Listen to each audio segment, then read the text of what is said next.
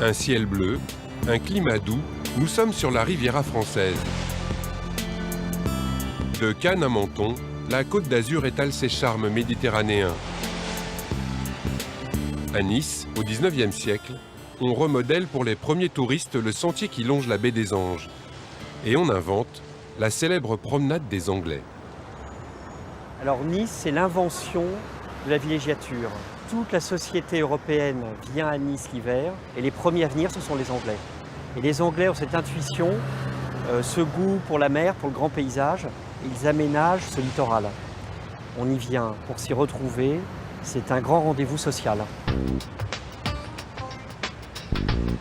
Au numéro 37 de la promenade, entre palaces et casinos, se dresse depuis 1912 un vaisseau mythique d'un blanc immaculé, l'hôtel Negresco.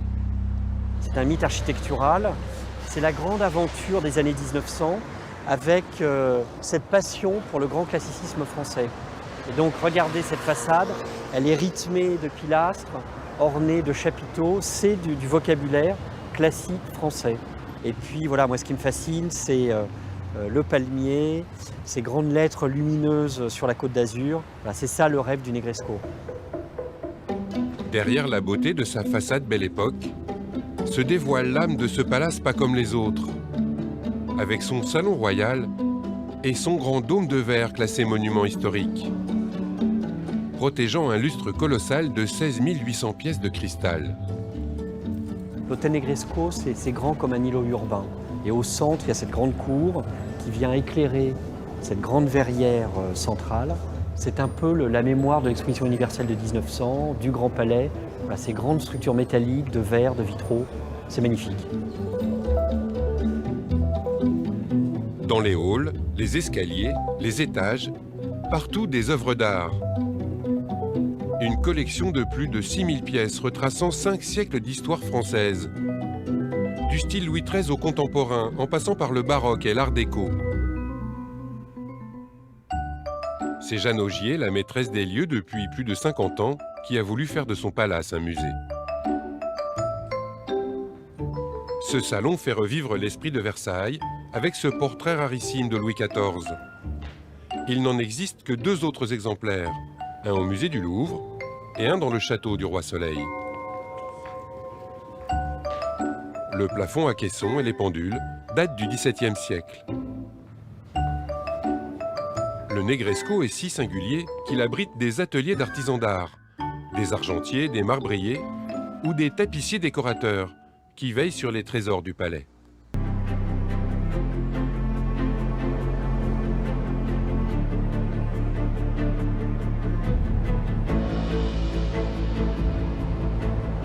Si la promenade des Anglais porte ce nom, ce sont les hivernants britanniques qui en imaginent les premiers contours. Depuis la fin du XVIIIe siècle, ils forment à Nice une petite communauté. Des nobles Anglais qui viennent ici profiter du climat 6 mois par an. En 1822, l'idée de cette promenade vient d'un homme, le révérend Lewis Way. Dans cette Nice catholique, les anglicans protestants ont à cœur de s'intégrer. Ils offrent du travail aux paysans niçois. En 1820, on a tous les agrumes qui prennent un coup de froid. Résultat, les Niçois n'ont pas de travail. Et là, l'idée du révérend Lévis, c'est de faire une souscription pour financer un petit chemin de terre, rien, 500 mètres, mais qui aura un avantage, c'est que les Anglais auront un vrai chemin pour se promener à côté de leurs habitations. Et puis, ce chemin va évoluer avec le temps. On va l'agrandir, on va l'élargir.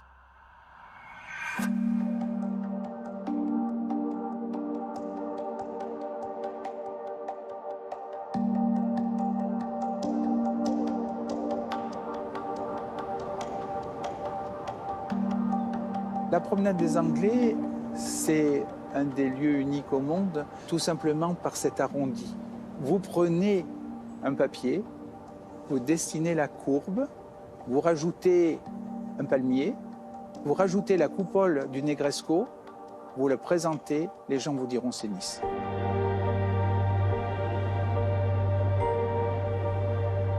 Henri Negrescu, personnalité roumaine connue dans les milieux mondains de la Belle Époque. Il est devenu un promoteur efficace puisqu'après être passé à Londres, il revient à Nice et il va favoriser et mettre en place la construction de ce magnifique hôtel. Ici, Londres. Les Français parlent aux Français.